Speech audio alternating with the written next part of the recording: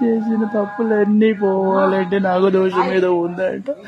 అందుకని ఇక్కడ హాస్పిటల్ తీసుకొచ్చారు. అనుకోకుండా పక్కనే ఇక్కడ కనపడింది. అది చూసిన తర్వాత దండం పెట్టాలని అడిగితే పంపించారండి. ఇప్పుడు నేను దండం పెట్టుకుంటాను.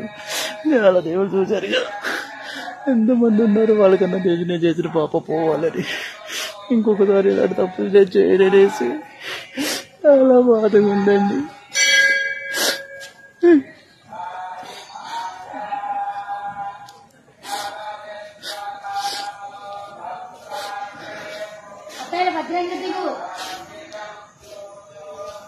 చూస్తున్నారు కదండి, ఇది మొత్తం అన్నమాట.